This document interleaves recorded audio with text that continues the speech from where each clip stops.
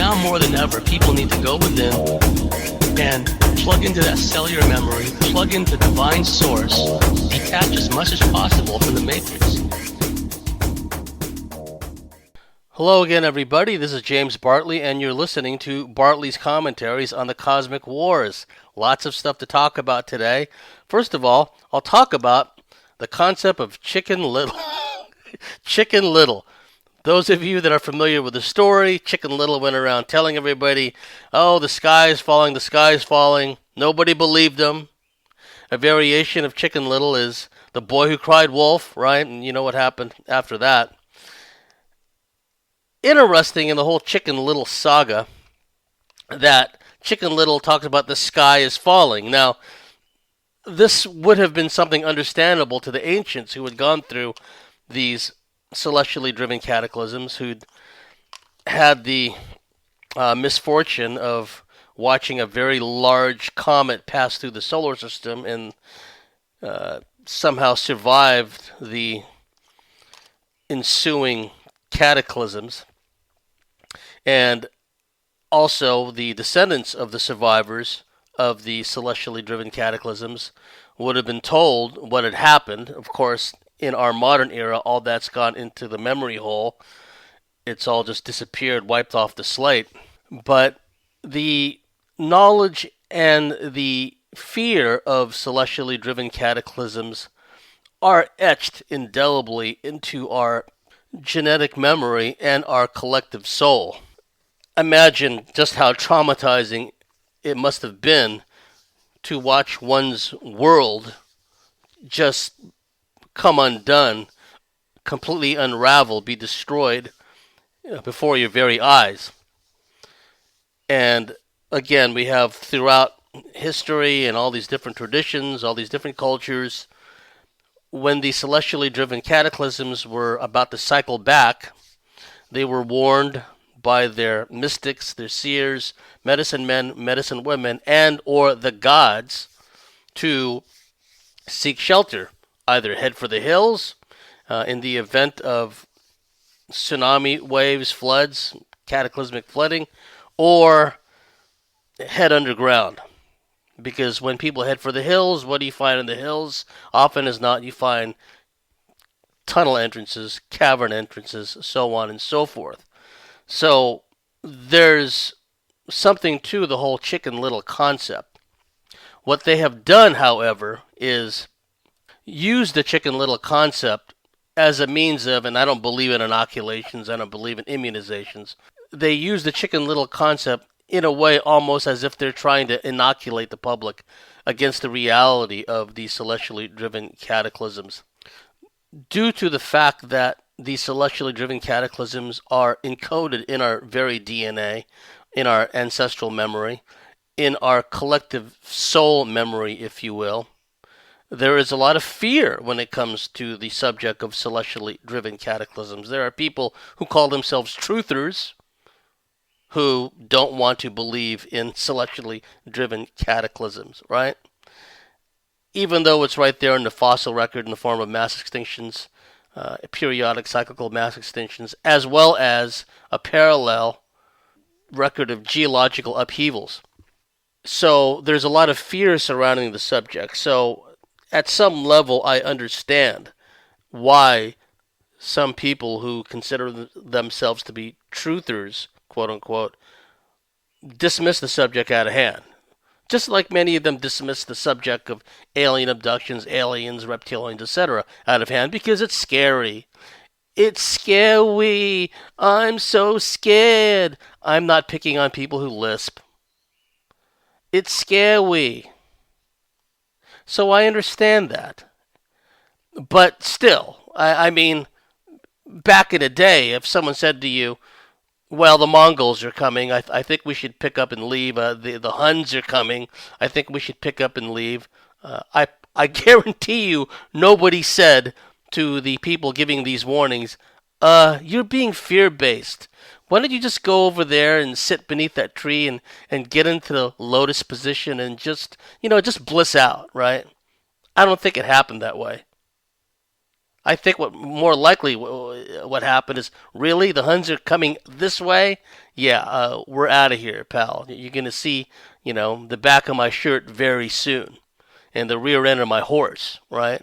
That's what happened. Nobody pointed at somebody and said, oh, where's your proof? You're a fear monger. You're being too negative.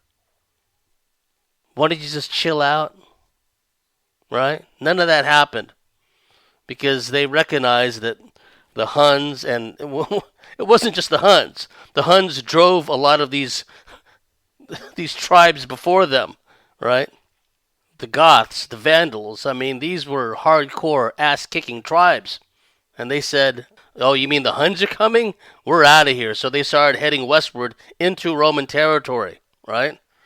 So that's where some of the large-scale barbaric so-called incursions into Roman territory in the 4th century AD came about as a direct result of the Hunnic invasions, right?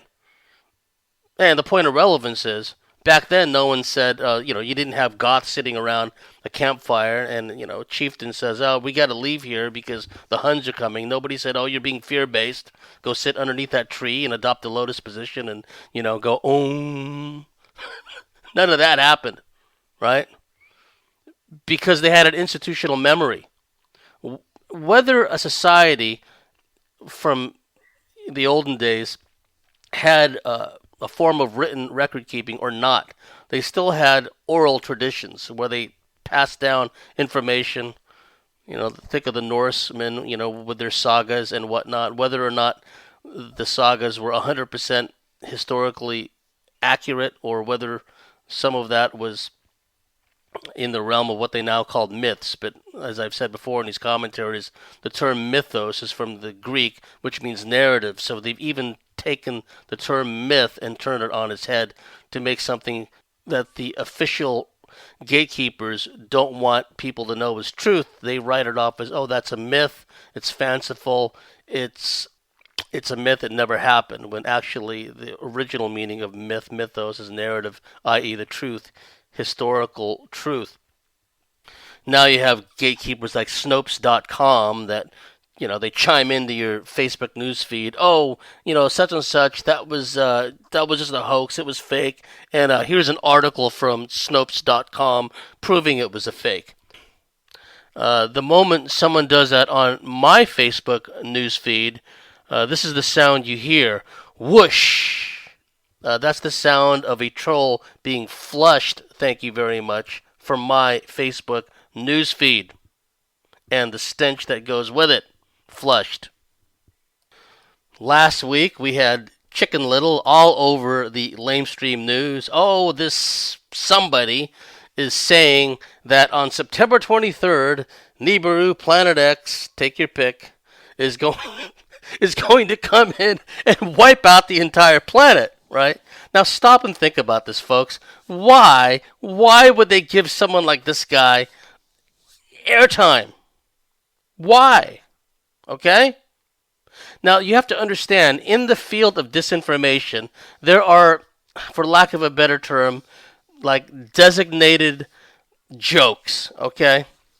Like where I live, every time there's a UFO sighting and some local citizen gets good video cam coverage, because folks, we're in the era, the age of the digicam, the mobile phone cam, etc., etc. People are going to get all kinds of videos of UFOs, of aliens, of Sasquatch, okay? That's what's happening, especially nowadays, with all this stuff, everything in a flux state, all kinds of weird stuff going on. Someone out there is going to come down with a video of these flying humanoids all over Chicago at some point. Sooner or later, someone's going to get really good video. Anyway, the Chicken Little guys, they exist for a reason.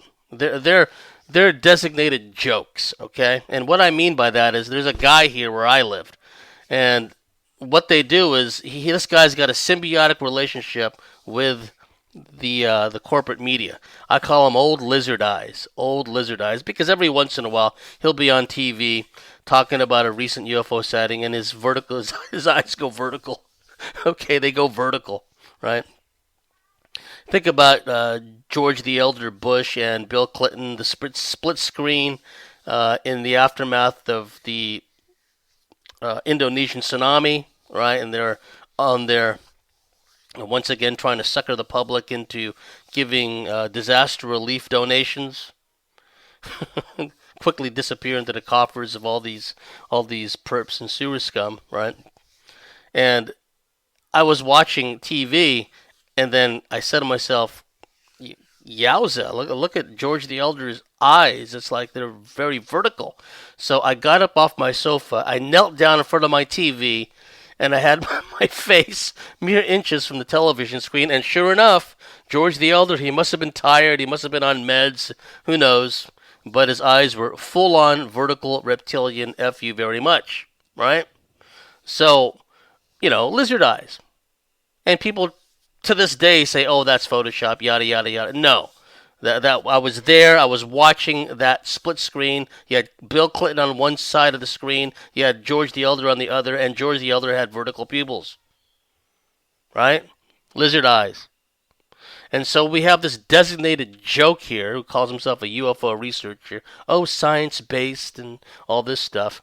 And every time some citizen, because we live in the age of the digicam, we live in the age of the camcorder and the mobile phone camera, every time someone around here gets good video of a UFO, they roll out lizard eyes.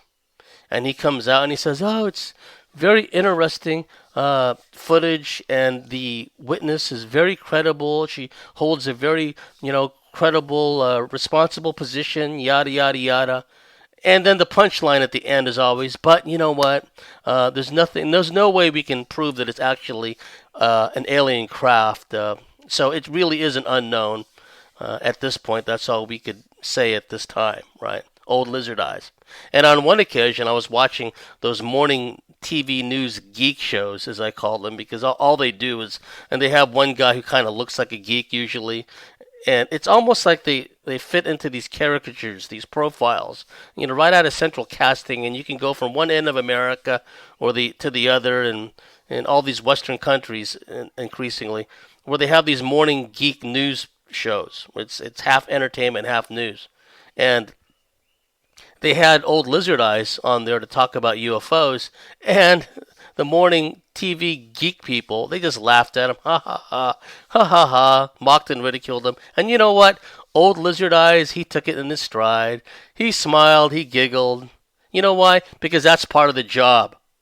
It's in the job title. Okay, designated joke boy, lizard eyes. Every once in a while, besides going on the telly and, saying, "Oh, it's an interesting sighting, highly credible witness. Ultimately, we don't know what to make of it. Blah, blah, blah, quack, quack, quack, end of story. Move on to the Kardashians," right? Every once in a while, besides that, he comes on specifically to be the butt of jokes, right? He's a designated joke, old lizard eyes, around here. And so this guy, Chicken Little, pops up last week, and all the all the lamestream media gives this guy coverage, right? They give this guy coverage. They don't talk about Ben Rich, in Deathbed Confessions, talking about the military flying around, to other star systems, and they don't talk about, Paul Hellyer, the former defense minister in Canada, talking about aliens here walking the earth. No, they don't talk about that. What they do is they roll Chicken Little out. I don't even know this guy's name. He's not even worthy of mentioning by name. He's a designated joke, right? Like old lizard eyes. And he comes on there and he talks about how September 23rd, predictive programming, we've been hammered with that date going back to, Back to the Future and all these other movies. These scary end of the world movies, right? And they give, sometimes semi-serious coverage, sometimes, almost like a whimsical, mocking, derisive form of coverage to Chicken Little's, "Oh, we're all going to die because Nibiru is going to come and crash into our planet," yada, yada, yada, right?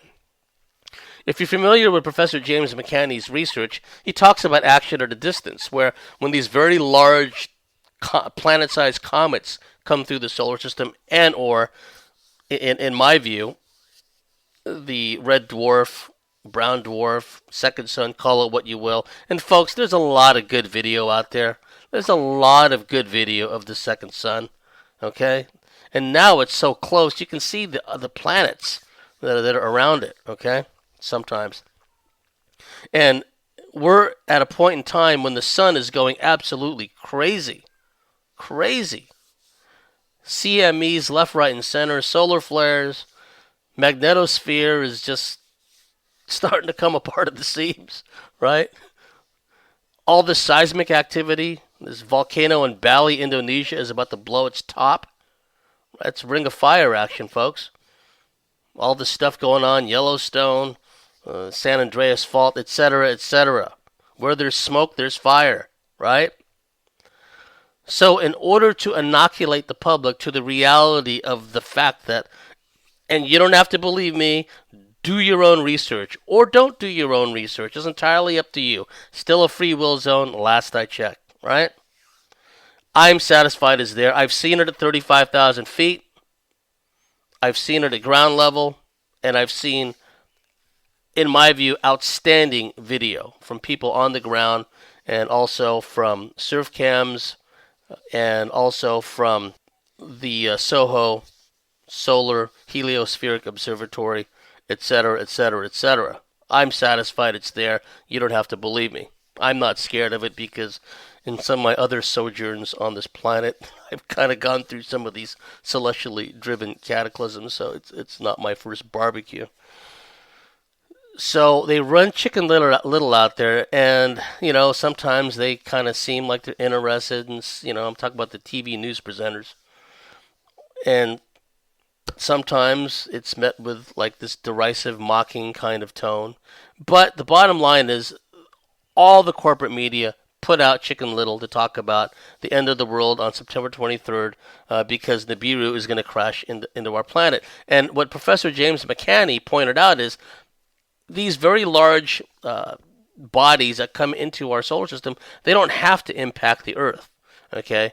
He points out, and I think it's a very good point, that we're brainwashed into thinking this way because of movies like Deep Impact, Armageddon, right? Harry Stamper, where are you when we need you, right? That in order for these asteroids and whatnot to cause us any real damage, they have to impact us. And what Professor McCanney points out is no, they don't have to impact us because they're coming in from outer space. Our solar system is a huge electrical field. It's a huge capacitor. Think of it as a huge capacitor.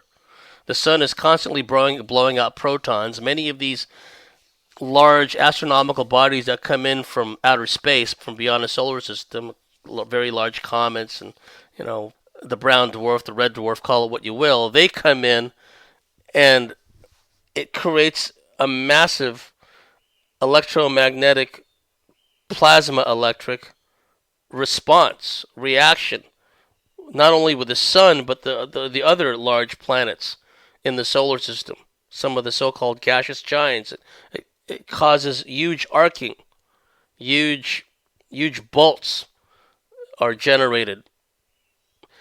And so, and also consider the gravitational tidal effects of very large objects coming into the solar system, right? So the very large objects don't have to hit us. That's part of the disinfo. Have, you know, very large objects, asteroids, hit the planet before? Of course they have. I have no reason to doubt that.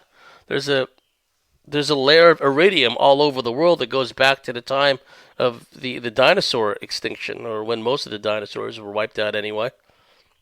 Not just by the impact, but also by the radical change in climate after the asteroid impact, which nowadays people are saying happened somewhere near the Yucatan Peninsula in the latter stages of what we know as the Cretaceous period, the age of the dinosaurs. So these very large objects don't have to hit us. They just have to create this huge plasma electric response from the sun and from these other large planets, right? Jupiter, etc., etc. And this is what the ancients talk about. This is what David Talbot talks about in his documentaries and books. The whole sky would be crisscrossed with lightning bolts and huge arcs and what have you. So they run this guy out, and he says we're going to be hammered by Nibiru on September 23rd. Surprise, surprise! It doesn't happen. Inoculated everybody. And so now when someone rocks up and says, well, look at this video, look at that video, ha ha ha ha. Yeah, we were just watching Chicken Little on TV last week, pal. And it didn't happen. We're still here. This is all a joke. Okay? You see how that works? And so Chicken Little, he's playing the role of designated joke. He's there to be the butt of jokes, whether he realizes it or not, whether he's consciously party to this or not. Maybe he's just some guy who came up with this theory and tied it in with September 23rd. And then the media, Spin Meister, said, yeah, let's focus on this guy, give him all this coverage, and then when nothing happens on September 23rd, we can just sit back and just let, events unfold the way they're meant to unfold. But the point of relevance, folks, is just because they roll Chicken Little out, the designated joke, to be a laughingstock, to be the butt of jokes endlessly from here on out, it doesn't mean that there's not a very large mini solar system that's come into our solar system. And again, there's a lot of resistance to this in the so-called truth community. Now, it's been suggested to me, yeah, Bartley, what if they blue beamed you when you were on that plane at 35,000 feet, just to make you think that you saw the red dwarf like poking up from the top of the chemtrail haze? Okay, fair point. What if that was just a blue beam event? When I'm back towards the rear of the plane, waiting for my turn at the lavatory, and I'm hunched over, I'm looking out one of the windows, and I see the red dwarf over here on the right popping up out of the from above the permachemtrail haze over to the left, the sunrise, the real sun. And then I make my way back to my seat, and because I don't want to go to the trouble of going for my cell phone in the overhead baggage compartment, and then fumbling with it, and then missing my opportunity anyway because the plane would have flown on, I would have missed the angle. I bugged these Japanese girls next to me to take the photo. They did. They never sent it to me. I gave my email address. So, playing devil's advocate here, what if that was an attempt to blue beam me, so-called? And my feelings about blue beam. How overplayed that whole hand is, right? I have to respond. Okay, if all that was an attempt to make me believe in the red dwarf by fooling me with some kind of hologram or, waking hallucination or whatever, I have to ask, am I really that important? Are they going to go out of their way? Okay, Bartley's going to be, 35,000 feet over Azerbaijan in Central Asia right about this point in time on this airline. Let's fool him, right? Am I really that important that they're going to go to all that trouble just to fool little old me? And yes, I've talked about this experience, but ultimately, folks, it's still a limited hangout, okay? In intelligence, counterintelligence terms, it's still a limited hangout, okay? Yeah, they were not happy with Bob Lazar when he came out with what he said back in the day. And they did everything they can to, intimidate him and shut him up and everything else. But it was still a limited hangout. What the media calls us UFO believers. We're the only ones that were interested in his revelations. And how many people from within the UFO community just went into a mouth-foaming rage at Bob Lazar and didn't want to hear any of it and thought he was disinfo, a plant, a shill, a fake hoax. And they even rolled out longtime gatekeepers like Jacques Vallée to, pour cold water on the whole subject. Jacques Vallée said that, Roswell was a hoax too. F you very much, Jacques Vallée. I know things about you that my mentor told me about you, Barbara Bartley, because she worked with you, right? Not many people know that Barbara Bartley worked with Jacques Vallée for a while. So these are unpleasant truths within the so-called truther community. Am I really so important they're going to go to the trouble of blue beaming me into thinking I'm seeing a red dwarf 35,000 feet over Central Asia? Knowing that I'm going to turn around and tell somebody about it. I've mentioned this in some of my lectures. I've mentioned this in podcasts and in interviews. Doesn't matter. It's an overall scheme of things, folks. It's still a limited hangout. They're not giving me the coverage they gave Chicken Little. Perish the thought, right? Not that I would go onto their lamestream TV news geek morning shows anyway. So they're inoculating the public to the reality of the brown dwarf, red dwarf, call it what you will. And you have to ask yourself, why? Why are they doing this? And you have to look at this from a holistic point of view. We're having all this seismic activity all over the world. There are dozens. Last I checked, something like 60 volcanoes around the world are either erupting or in the process of erupting. And now all the news is riveted in the volcano front, that is, on this volcano in Bali, right? And honestly, folks, I don't know why people go to Bali anyway, right? Indonesian military committing genocide in East Timor and, wiping out a lot of the Papuans in New Guinea. The Papuans were kind of indentured servitude types, basically slave labor for the Australian and American military in New Guinea in World War II. And without these so-called fuzzy wuzzies, because they're black and they got big afros, that's what they called them back then, fuzzy wuzzies. Without them, I mean, who knows what would have happened, because they were, stretcher bears. It took 8 people, 8 big, strapping, strong New Guinea natives to haul one wounded person over the Kokoda track in New Guinea.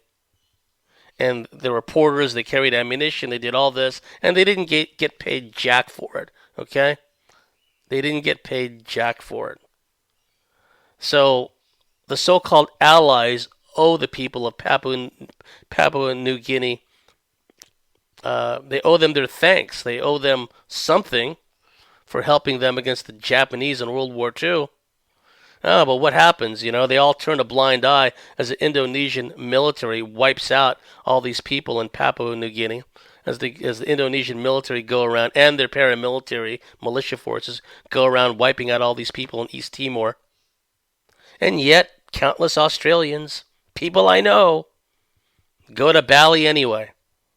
They go to Bali, I guess, because it's cheap there, and it's, fun in the sun, and right? No, I would never go to Bali. But the point of relevance is there's this volcano there that, may blow its top at any moment, and all these governments are frantically trying to get their nationals out of there before this volcano blows its top. And remember, Indonesia, Bali, that's right there, the Ring of Fire, very active. I think of my friend, one of my friends, I'm not going to say her name.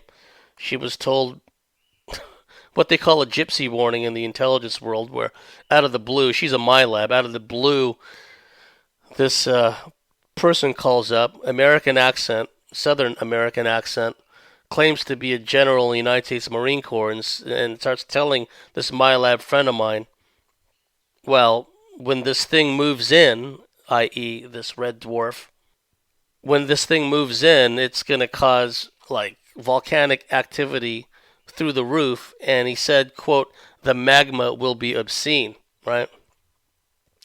So, where there's smoke, there's fire.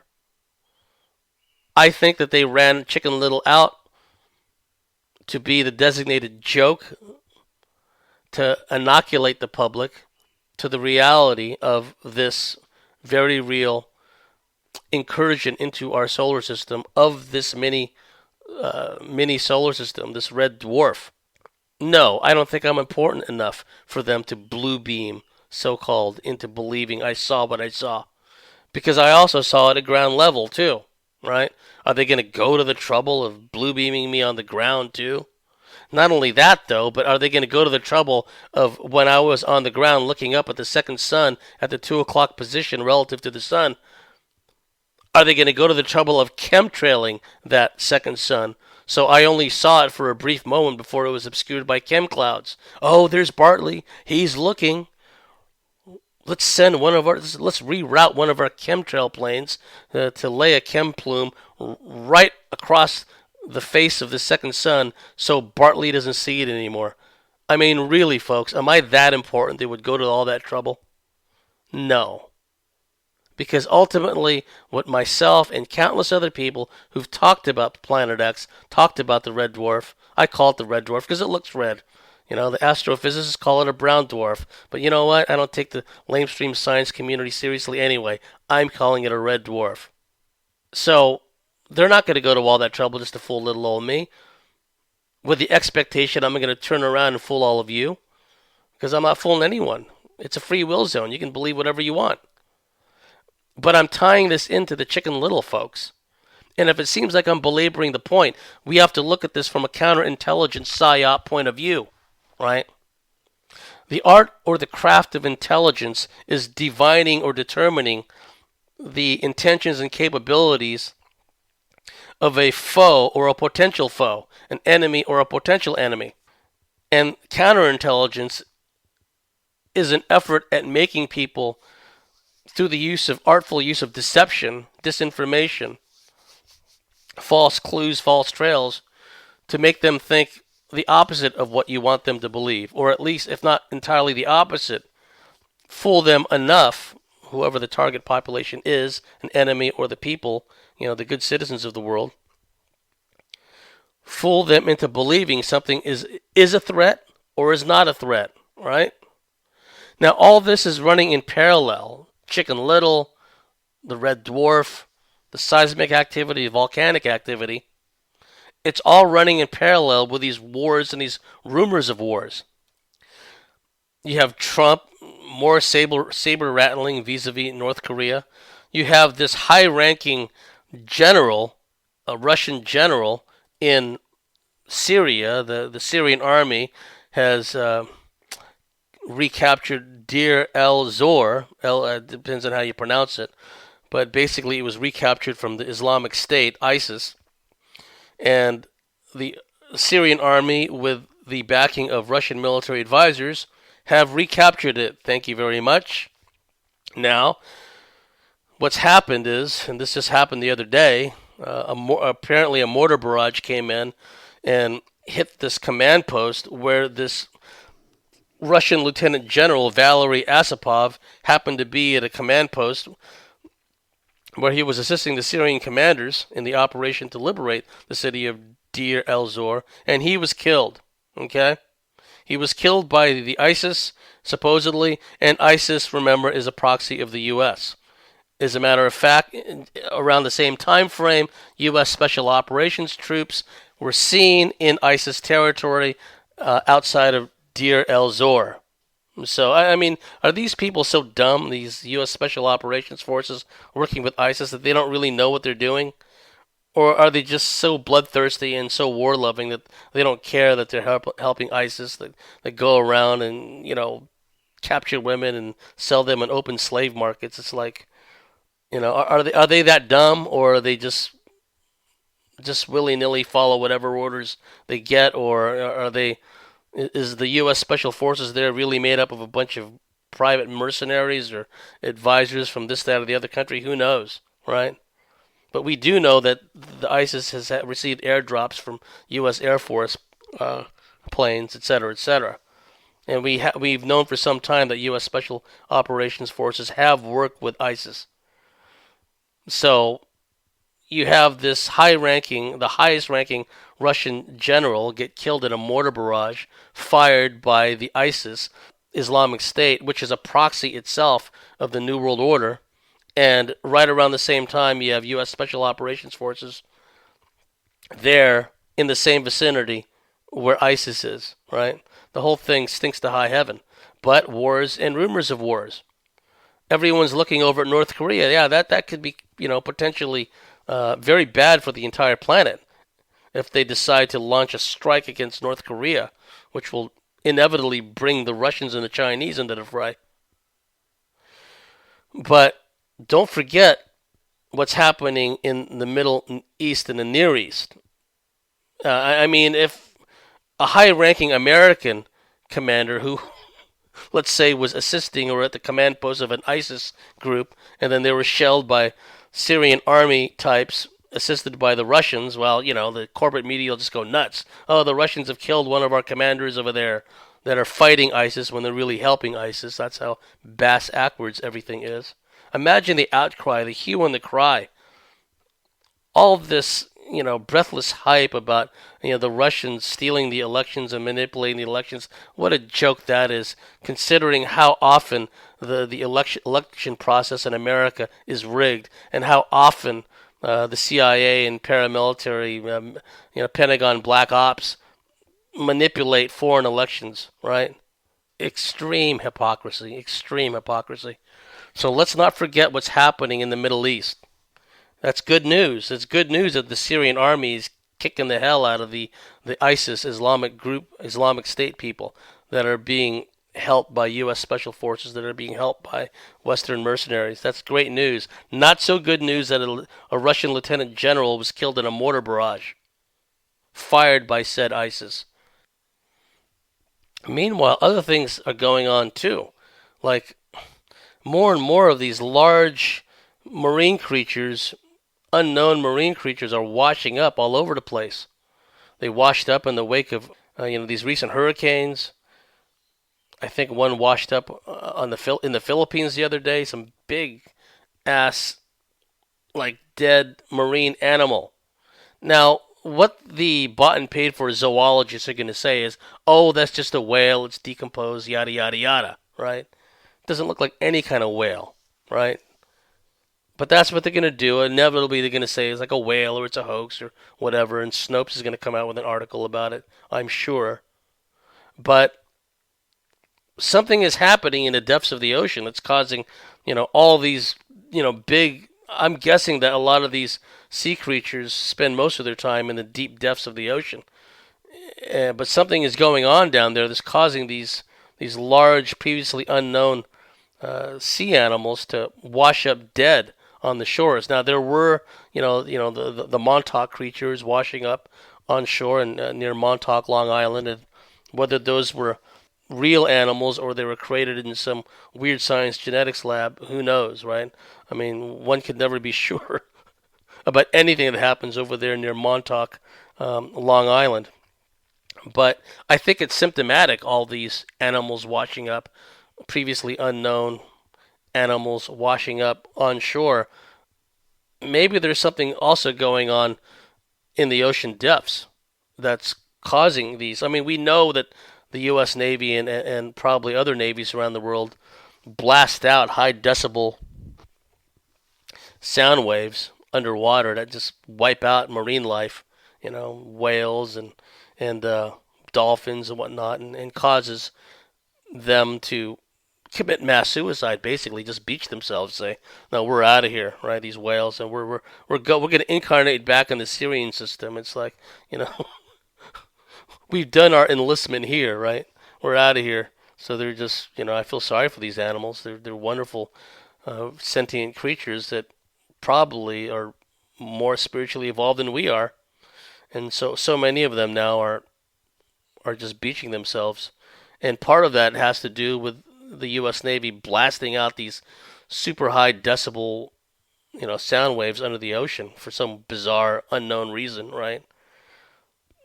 Is that in part the reason why these large creatures are washing up on shore? I don't know.